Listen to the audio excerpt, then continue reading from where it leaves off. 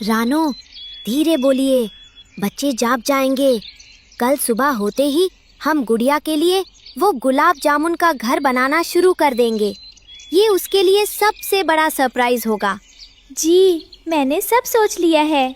वो घर इतना मीठा होगा कि गुड़िया खुशी से झूम उठेगी। लेकिन पेड़ की सबसे ऊंची डाल पर गोरी कौवी जाग रही थी। उसकी आंखें अंधेरे में चमक रही थी। वो गुस्से में घोंसले के अंदर इधर उधर टहल रही थी। कालू जी, उठिए, आपको नींद कैसे आ सकती है? क्या हुआ गोरी? दोस्तों, ये रहे हमारी आज की वीडियो के प्यारे सब्सक्राइबर्स और फॉलोअर्स के नाम। इशिका सिंह, आरव, सुमित्रा, प्रियंका, हिमांशु, सरोज। जो नहीं चुने गए, चिंता मत करो, अगली बार तुम भी बन सकते हो जंगल के सुपरस्टार। दोस्तों, अगर आप भी चाहते हैं मैं आपका नाम अपनी कहानी में लूं, तो देर किस बात की, जल्दी से कमेंट करके अपना नाम हमें। आधी रात को क्यों चिल्ला रही हो? सब ठीक तो है? कुछ भी ठीक नहीं है। मैंने अभी रानो और टुन्नू की बातें सुनी। कल उनकी बेटी गुड़िया का जन्मदिन है और जानते हैं वे क्या करने वाले हैं? वे उसके लिए गुलाब जामुन का घर बनाने वाले हैं, एक मीठा महल। तो तुम क्या करने वाली हो? कल जब वो घर बनाएंगे तब मैं उसमें अपनी नफरत का जहर घोल दूंगी। ऐसी तबाही मचेगी कि गुड़िया ताउम्र अपना जन्मदिन मनाना भूल जाएगी। आज गुड़िया चिड़िया का जन्मदिन था। रानो के छोटे और पुराने घोंसले में गुड़िया अपनी माँ के पास बैठी थी। रानो का चेहरा उदास था क्योंकि घर में खाने के लिए ज्यादा कुछ नहीं था। माँ, आज मेरा जन्मदिन है। आपने वादा किया था कि इस बार हम गुलाब जामुन के घर में रहेंगे। मुझे वो मीठा घर बहुत पसंद है। क्या आज मेरा सपना पूरा होगा? हाँ मेरी बच्ची, तुम्हें तुम्हारा गुलाब जामुन का घर जरूर मिलेगा। तुम्हारे पिताजी इंतजाम करने गए हैं। तुम बस अपनी आंखें बंद करके अच्छी अच्छी बातें सोचो। लेकिन माँ, पिताजी तो खाली हाथ गए थे। हम गुलाब जामुन का घर कैसे बनाएंगे? हमारे पास तो पैसे भी नहीं हैं। शांत रहो कुकू, गुड़िया का दिल मत तोड़ो। मैं और तुम्हारे पिताजी कुछ ना कुछ जरूर करेंगे। टुन्नू चिड़ा जंगल के रास्ते पर सिर झुकाए बैठा था। रानो उसके पास उड़कर आई। दोनों बहुत परेशान लग रहे थे। रानो, मैं हार गया। मैंने हर जगह कोशिश की, लेकिन गुलाब जामुन खरीदना हमारे बस की बात नहीं है। मैं अपनी बेटी का एक छोटा सा सपना भी पूरा नहीं कर सका। हिम्मत मत हारिए टुन्नू जी। मैंने सुना है कि जंगल के किनारे जो हलवाई की दुकान है, वे लोग टूटे फूटे और बासी गुलाब जामुन पीछे फेंक देते हैं। हम उन्हें ही चुनकर लाएंगे और गुड़िया के लिए घर बनाएंगे। हमारे लिए वही काफी है। कचरे से खाना उठाना? हमारी ये हालत हो गई है। ठीक है, अपनी बेटी की खुशी के लिए मैं ये भी करूँगा। रानो और टुन्नू हलवाई की दुकान के पीछे गए। वहाँ गंदगी थी और मक्खियाँ भिन आ रही थी। वहाँ कुछ टूटे हुए पिचके हुए गुलाब जामुन के टुकड़े पड़े थे। रानो और टुन्नू ने शर्मिंदगी महसूस करते हुए उन्हें अपनी चोंच में उठाना शुरू किया। टुन्नू जी, जल्दी कीजिए, कोई देख ना ले। जो सबसे साफ टुकड़े हैं उन्हें ही उठाइएगा। जी रानो, बस कुछ और टुकड़े मिल जाए तो एक छोटा सा घर बन जाएगा। दोनों पति पत्नी ने बड़ी मेहनत से उन चिपचिपे और टूटे हुए गुलाब जामुन के टुकड़ों को जोड़ कर एक छोटा सा लेकिन प्यारा सा घर बनाया। वह घर टेढ़ा मेढ़ा था, लेकिन उसमें माता पिता का प्यार भरा था। देखिए, ये बन गया।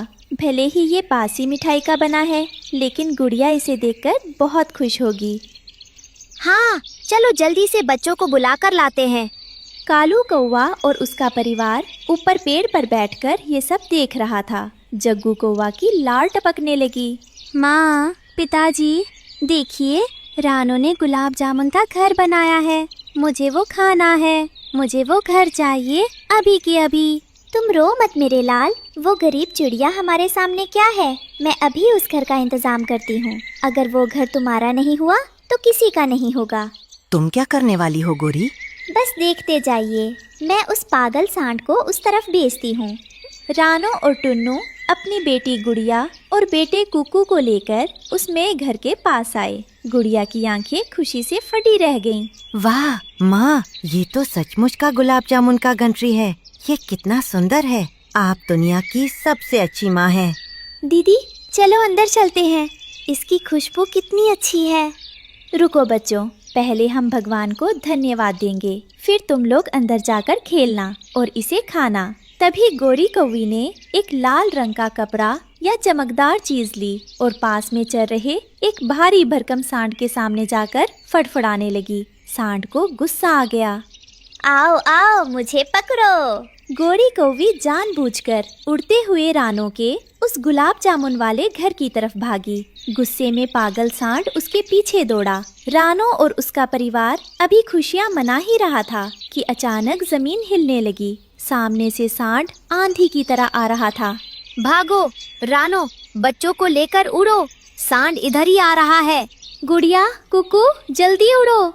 वे लोग अपनी जान बचाने के लिए तो उड़ गए, लेकिन सांड सीधा उस नाजुक गुलाब जामुन के घर के ऊपर चढ़ गया। एक ही पल में वह प्यारा सा मीठा घर सांड के पैरों तले कुचलकर कीचड़ और मिट्टी में मिल गया। सांड वहां से चला गया। पीछे रह गया सिर्फ एक कुचला हुआ, मिट्टी में सना हुआ मलबे का ढेर। गुलाब जामुन अब कीचड़ बन चुके थे। रानो और उसका परिवार पेड़ की डाल से नीचे उतरा। सन्नाटा पसरा हुआ था। मेरा घर, मेरा जन्मदिन का तोहफा, सब खत्म हो गया। अब हम क्या खाएंगे? ऊपर पेड़ से कालू, गोरी और जग्गू यह दृश्य देखकर जोर जोर से हंस रहे थे। देख लिया रानो, औकात से बड़े सपने देखोगी तो यही होगा। बड़ा मजा आया उसका मुंह देखकर। लेकिन माँ, घर तो टूट गया, अब मैं क्या खाऊंगा? चिंता मत करो बेटे, हम बाजार से ताज़ा मिठाई छीन कर लाएंगे। ये सड़ा हुआ घर तो बस रानो का दिल तोड़ने के लिए तोड़ा गया था। गुड़िया को अपनी भूख और दुख पर काबू नहीं रहा। वो धीरे धीरे उस कुचले हुए ढेर के पास गई। उसने कीचड़ में सना हुआ एक गुलाब जामुन का टुकड़ा उठाया। वो उसे खाने ही वाली थी। माँ, मैं इसे धोकर खा लूं? मुझे बहुत भूख लगी है। ये मेरा जन्मदिन का केक था ना? नहीं बेटी, इसे मत खाना, ये मिट्टी है, ये जहर है। रानो ने गुड़िया को जोर से गले लगा लिया। दोनों माँ बेटी उस कीचड़ के ढेर पर बैठकर फूट फूट कर रोने लगीं। टुन्नू चिड़ा ने अपना चेहरा पंखों में छिपा लिया ताकि बच्चे उसे रोता हुआ ना देखें। ये गरीबी की सबसे बदनसीब तस्वीर थी। रात भर रोने के बाद सुबह हो गई थी। रानो ने अपने बच्चों के आंसू पोंछे। गुड़िया, मुझे माफ़ कर दो, मैं तुम्हें महल नहीं दे सकी, लेकिन याद रखना, ये गुलाब जामुन का घर टूट सकता है पर हमारा परिवार नहीं। जब तक हम साथ हैं वही हमारा सबसे बड़ा घर है। हाँ बच्चों, कालू और गोरी ने हमारा घर तोड़ा है, हमारी हिम्मत नहीं। मैं आज फिर जाऊंगा और तुम्हारे लिए साफ दाना लेकर आऊंगा। हम मेहनत की रोटी खाएंगे, पर वो कीचड़ वाली मिठाई कभी नहीं। मुझे अब गुलाब जामुन नहीं चाहिए माँ, मुझे बस आप और पिताजी चाहिए। इस कहानी से हमें सीख मिलती है कि दूसरों की खुशियों को कुचलने वाले कभी सुखी नहीं होते और माता पिता का प्यार ही बच्चों के लिए दुनिया का सबसे बड़ा और सुरक्षित घर होता है, चाहे वो अमीरी का हो या गरीब। जंगल में मेला लगा था। हर जगह पटाखे फूट रहे थे। रानो का बेटा कुकू और बेटी गुड़िया बहुत खुश थे। तभी कालू कौवा के बेटे जग्गू ने शरारत की। ए कुकू, ये देखो, सबसे बड़ा पटाखा। जग्गू ने एक तेज रोशनी वाला पटाखा कुकू के बिल्कुल चेहरे के पास फोड़ दिया। धड़ाम! कुकू की आंखों में धुआं और चिंगारी चली गई। मेरी आंखें! माँ, मुझे कुछ दिखाई नहीं दे रहा, सब काला हो गया। कुकू, बेटा क्या हुआ? अपनी आंखें खोलिए। रानो और टुन्नू कुकू को लेकर डॉक्टर के पास भागे। डॉक्टर कबूतर ने कुकू की आंखों की जांच की। माहौल बहुत गंभीर था। रानो बहन, मुझे माफ करना, उस पटाखे की तेज रोशनी और धुएं ने कुकू की आंखों की रोशनी छीन ली है। अब ये कभी देख नहीं पाएगा। ऐसा मत कहिए डॉक्टर साहब, मेरा बेटा अभी छोटा है, वो अंधेरे में कैसे जिएगा? कोई तो रास्ता होगा।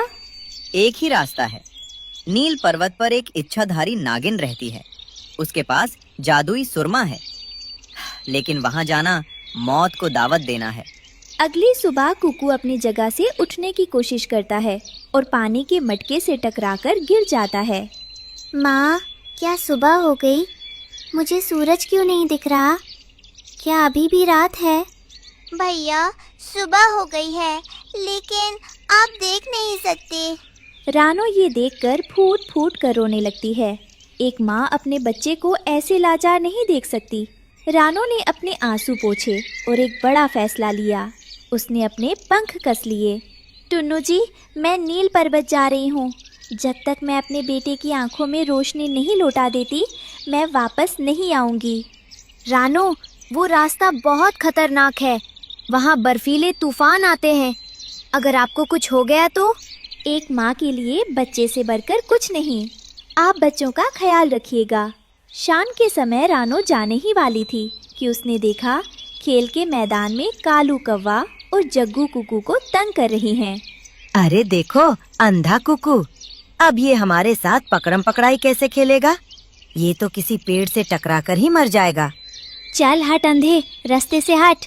खबरदार कालू भाई, आज मेरा बेटा देख नहीं सकता। इसका जिम्मेदार आपका बेटा है और आप उसका मजाक उड़ा रहे हैं। याद रखिएगा, वक्त बदलते देर नहीं लगती। रानो नील पर्वत की ओर उड़ रही थी। हवा बहुत तेज थी। रानो अकेली थी, लेकिन उसका हौसला बहुत बड़ा था। बस थोड़ी दूर और रानो, हिम्मत मत हारना, कुकू तुम्हारा इंतजार कर रहा है। नील पर्वत पर बहुत ठंड थी। रानो के पंख जमने लगे थे। तेज हवा उसे पीछे धकेल रही थी। हू रानो एक चट्टान के पीछे छिप गई।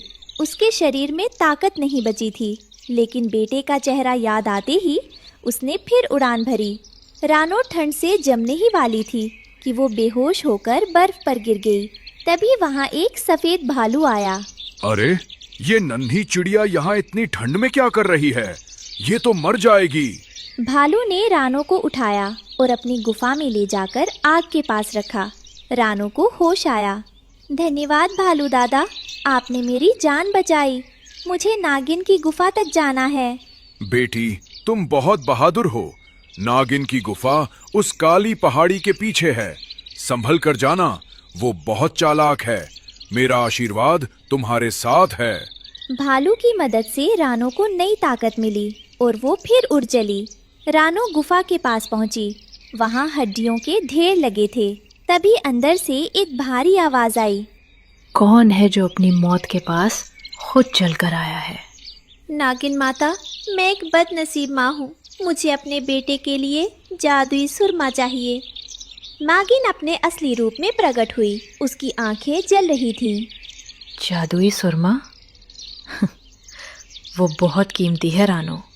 उसके बदले तुम्हें अपनी सबसे कीमती चीज़ देनी होगी।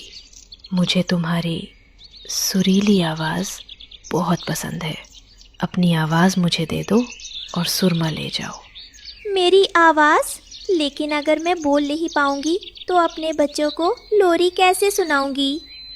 फैसला तुम्हारा है। आवाज़ चाहिए या बेटे की आंखें?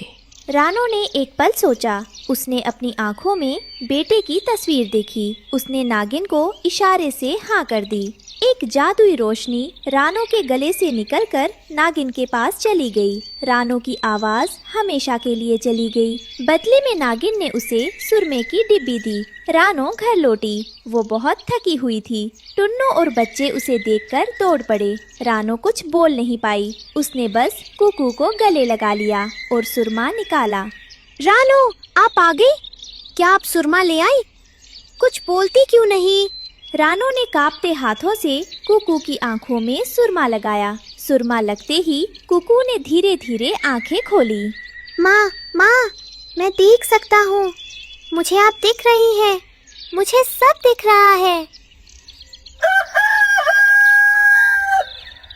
कुकू खुशी से नाचने लगा। सब खुश थे। माँ, आप कुछ बोलती क्यों नहीं? मुझे वही लोरी सुनाइए ना। मैं बहुत दिनों से नहीं सोया। रानो ने मुंह खोला लेकिन कोई आवाज नहीं निकली। सिर्फ टुन्नू समझ गया कि रानो ने क्या कुर्बानी दी है। बेटा, तुम्हारी माँ ने तुम्हें रोशनी देने के लिए अपनी आवाज खो दी है। अब ये कभी गा नहीं पाएगी। अगली सुबह जब सूरज की पहली किरणें रानो के नए हरे घर पर पड़ी तो पूरा जंगल एक अजीब सी शांति में डूबा था। रानो चुपचाप अपने बच्चों को दाना खिला रही थी। तभी वहाँ कालू कौवा और उसका बेटा जग्गू आए। कालू का सिर शर्म से झुका हुआ था और जग्गू की आंखों में आंसू थे। रानो बहन, मैं अपनी करनी पर बेहद शर्मिंदा हूँ। मैंने और मेरे बेटे ने कुकू का मजाक उड़ाया, उसे अंधेरे में धकेला। लेकिन जब मैंने सुना कि तुमने अपने बेटे की आंखों के लिए अपनी आवाज तक कुर्बान कर दी तो मेरी रूह कांप गई। मैं तो एक अच्छा पड़ोसी भी ना बन सका और तुम ममता की मिसाल बन गई। कुकू भाई, मुझे माफ कर दो। मेरी एक शरारत ने तुम्हारी माँ की आवाज़ छीन ली। मैं बहुत बुरा हूँ।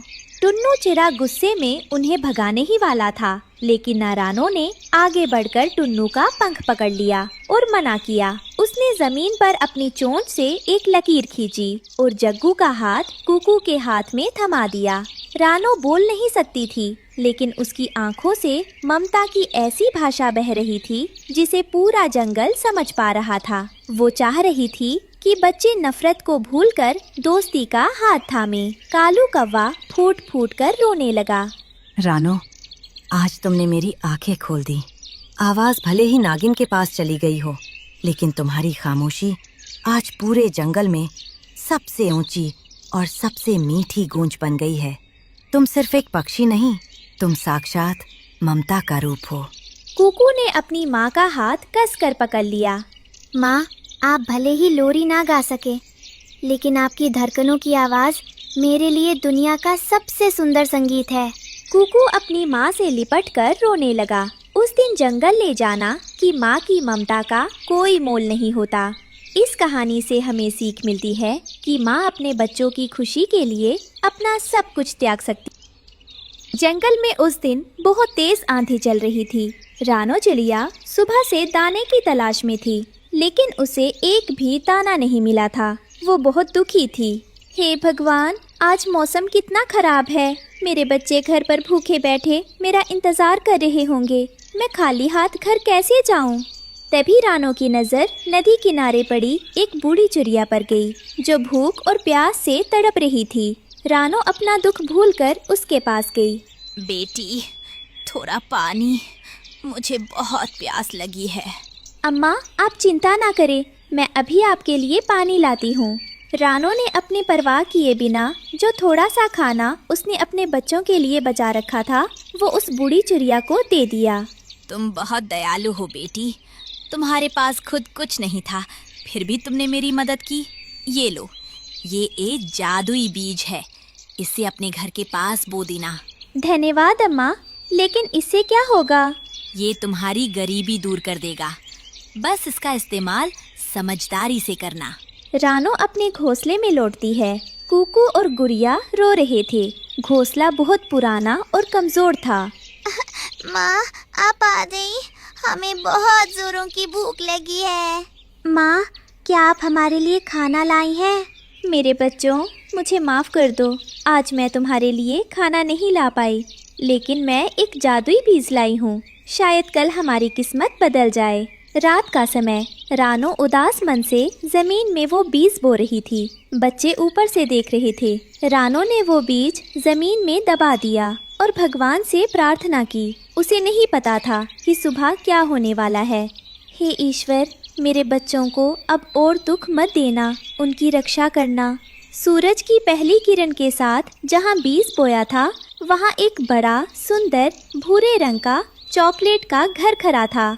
अगली सुबह जब रानो और बच्चों की नींद खुली तो वे हैरान रह गए। उनकी टूटी हुई डाल के नीचे एक शानदार घर था, जो पूरा का पूरा चॉकलेट का बना था। माँ, देखो, ये तो चॉकलेट का घर है। क्या खुशबू आ रही है। ये तो सचमुच जादू है। चलो बच्चों, अब हमें कभी भूखा नहीं रहना पड़ेगा। बच्चे और रानो घर के अंदर जाते हैं। माँ, ये दीवार कितनी मीठी है। ये तो दुनिया का सबसे अच्छा घर है। धीरे खाओ बच्चों, अब ये हमारा ही घर है। हमें अब धूप और बारिश से डरने की जरूरत नहीं। वे तीनों बहुत खुश थे। उन्हें स्प्लीकी उनके दुख हमेशा के लिए खत्म हो गए हैं। कालू कौवा उस चॉकलेट के घर को अपने पैर से देख रहा था। रानो चिड़िया खिड़की से देख रही थी। अरे वाह, रानो के तो मजे आ गए। चॉकलेट का महल। लेकिन रानो, ये मत भूलो कि प्रकृति के नियम कभी नहीं बदलते। कालू भाई, आप भी आइए और थोड़ा चख लीजिए। नहीं नहीं, मैं तो तिनकों के घोंसले में ही ठीक हूँ। मुझे ये घर कुछ ठीक नहीं लग रहा।